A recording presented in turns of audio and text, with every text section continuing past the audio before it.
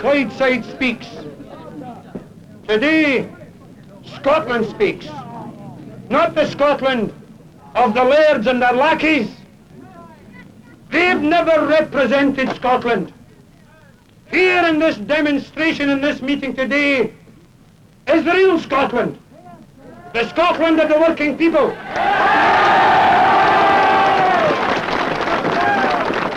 And no title, no rank, no establishment honour can compare with the privilege of belonging to the Scottish working class.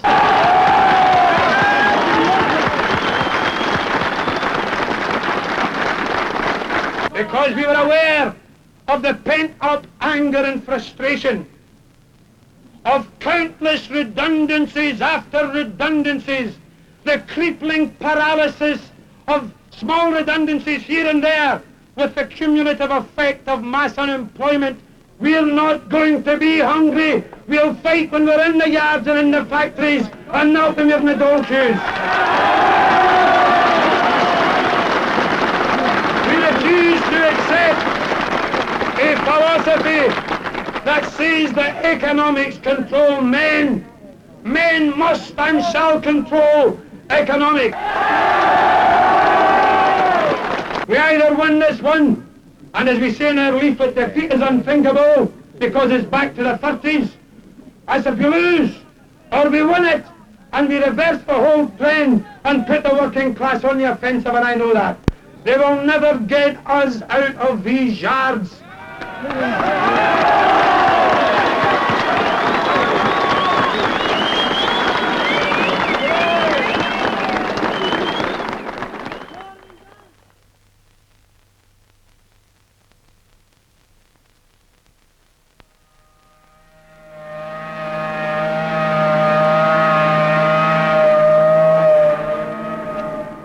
You hear these when your kids on going down to Rossi and you're passing shipyards and docks.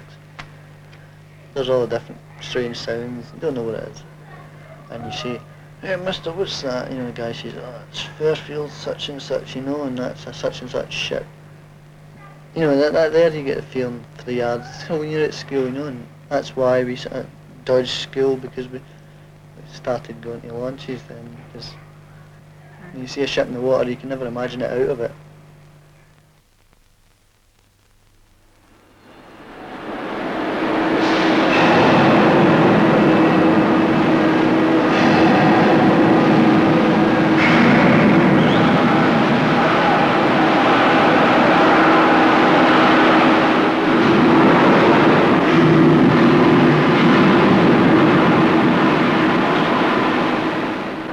Crans are always running about, and it's always that semi-dark, and the fumes sort of hang, the welding fumes hang about in the air. And you go home at night, your ears are sort of humming with the noise.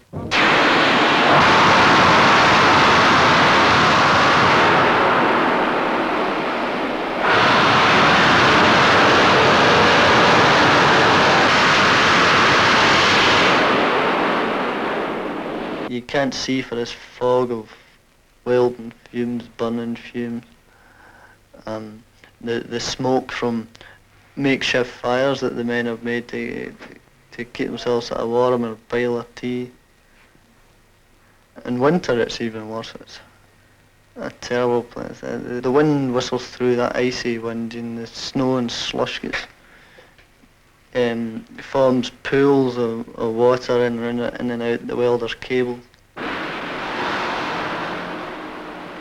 Okay, it's a job. It's a job, and it's a horrible job in many ways, because the conditions you got to work in are dirty, they're cold, they're wet. In the winter, you might be working the tail end of a ship. There's a foresight gale and a snowstorm, but still, it's a job.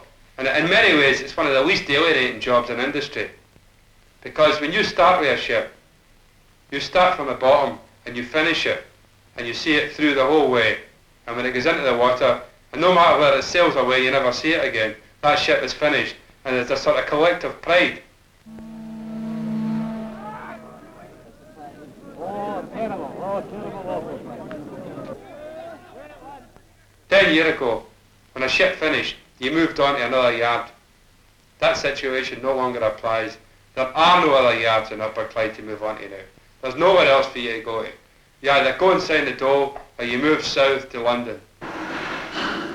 The situation here, UCS, when we were being trained, were saying that they don't guarantee employment. Well, this is quite true. When we started in Stevens, they didn't guarantee employment. But it was assumed that they always employ their apprentices. Was working in their govern division. And then the training department came up, and they were going to upgrade boys. We naturally assumed that they were selecting technicians for employment. They kept hedging when I was saying, I hear they're looking for a boy. I was asking for a job in maintenance in the Clyde Bank division. The training department gave me all sorts of nice little notes saying, we would if we could, but we can't, I was told I could get references from the personnel director, the managers of all the departments I worked in. All my work was good.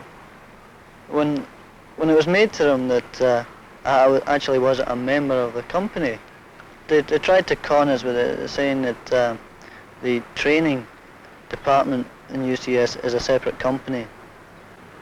I think it is UCS Training Limited. And of course we weren't notified that we weren't employed by UCS. So they were really trying to pull a fast one. This was their way of getting out of paying me any redundancy money that they might be due.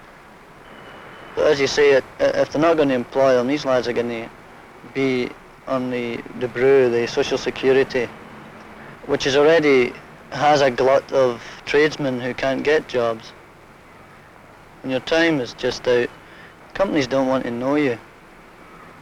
They say, well, what experience do you have? We're really looking for someone with 3-4 years experience.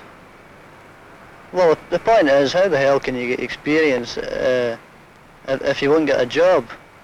You got to have a job before you have the experience to get another one. That's the situation up here now is that I think they're trying to drive all their young people into the forces or off abroad, or have them out beating the grouse for them, and they're really training these boys, all different trades, and shoving them into the yard to finish the rest of their training, virtually for redundancy. It's not just Rolls-Royce or UCS that's collapsing, it's the whole bloody system, the system of the bosses and the bankers, which can't even guarantee us the right to work. UCS is still dominated by the old yard owners. They benefit from a merger of about 22 million in extra profit in the past 3 years. They seem incapable of understanding that with the international freight rates declining, with a general recession in the engineering industry, no matter how much cash or credit they sink into the system, it can no longer be salvaged. This is the crunch. Since the Tories returned to power, the working class has been faced with a broad onslaught.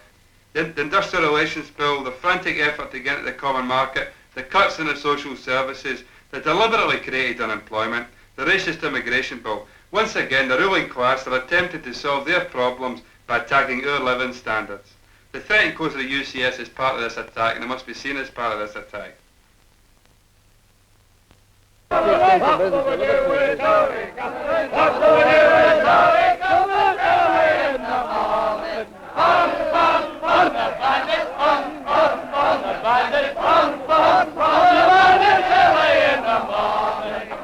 No closures, no redundancies.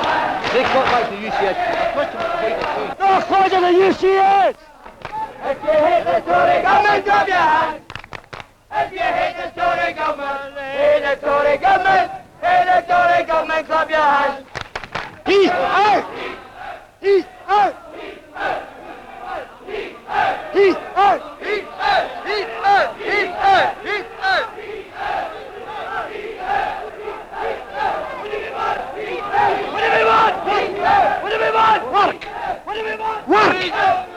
I think that those people who are carrying out their liquidation is the Tories, because they're carrying out the anti-working class policies, and the working class will soon remove them when they've had enough, and this is what's happening. Now, if the Labour Party think that they're going to get rid of it as well, You know, if they think that they're going to come in with a wishy-washy sort of middle-of-the-road attitude, then that's not on either. Because I think the people, that's why the Tories got elected, because of the lack of genuine socialist perspective in their policies. And the people, in actual fact, you know, and I do a lot of asking people about, you know, what's their opinion of Labour, Conservative. They're beginning to get to this situation where it's sort of tweedledum, tweedledee, one's as bad as the other. Yeah. This has got to change. If the Labour government is returned to power, we'll ensure that they carry out real socialist policies. And if they don't, they won't even survive as a party, never mind a government. You know, and this is why, you know, there is a real determination. You know, determination, they're solid, regardless of what happens. The yard are staying open. This thing of occupying the yard is solid. You know, it's going. If it needs to be done, it will be done. It's not a gimmick when we say we will occupy the yards. We mean it. They can talk about cutting off the services. They can talk about it all they like, but if these blocks are going to cut off the steel and they're going to cut off all the services, do they actually make these services? I mean, do they actually provide these services? It's trade unionists that do it, and they'll be the ones that will really decide, you know, whether these services are going to be cut off or no. And this will be the crunch. You'll want yeah, well, I would say that, and regardless whether the rest of the movement isn't there, if they're looking for leadership, they'll get it after Clyde.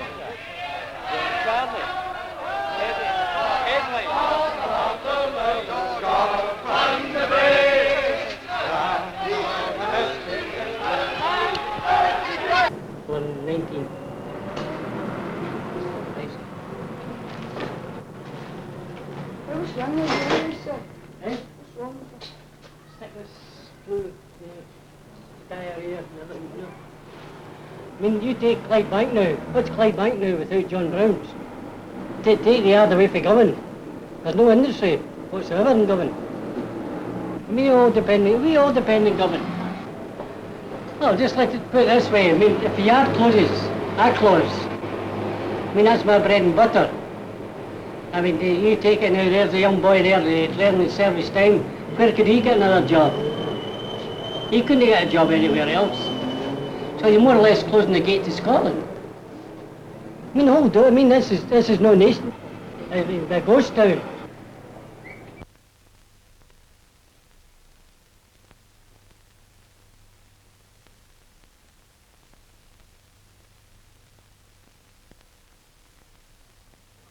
Could be above you join the demonstration. This is not a fight of UCS only.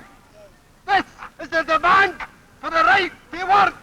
We shall not be moved. We're on our way to Glasgow Green. We shall not be moved as by the Tories of this party.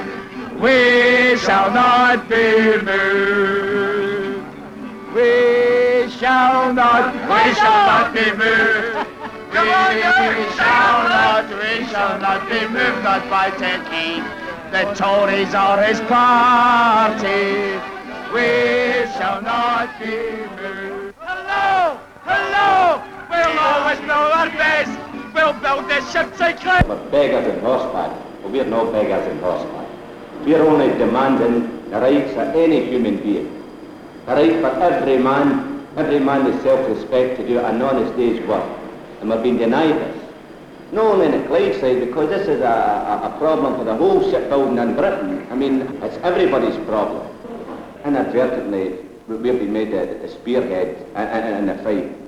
But let's get our priorities right. But our main objective is retention, no contraction in this industry. We will be occupying these yards if the occasion arises, if it's necessary. That we are fighting for our jobs. If it becomes a physical fight, it will not be our fault, it will be the government's fault.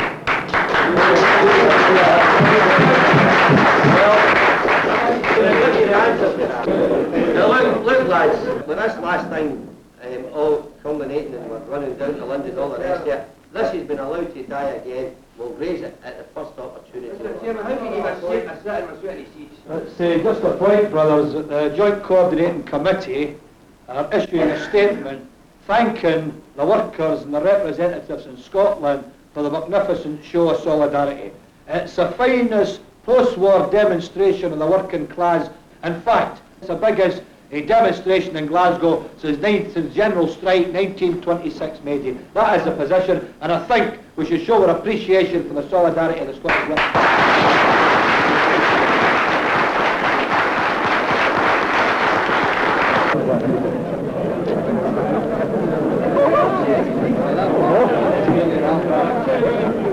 We shall not be moved. We shall not be moved. We're on your way to Glasgow. We shall not be moved. Despite many other stories, we shall not be moved. We'll never vote Tory. We shall not be moved. We'll never vote Tory. What's the news? Tory, come on early in the morning. Bum, bum, bum, the bandits, bum, bum, bum, the bandits, bum, bum, bum, the bandits early in the morning.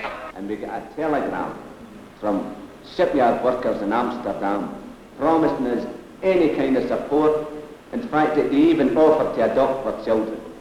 The mere fact that they acknowledged their struggle, that in itself was a tremendous thing.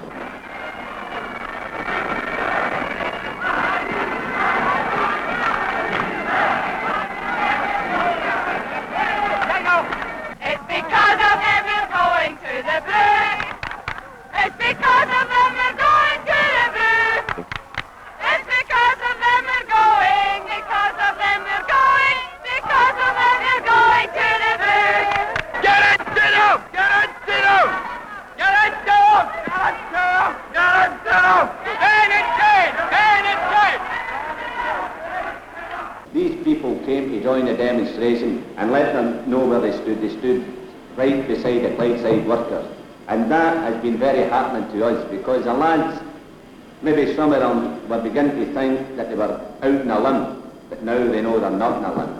With shipyard workers in Amsterdam and people south of the border are beginning to realise it is a common problem for us all.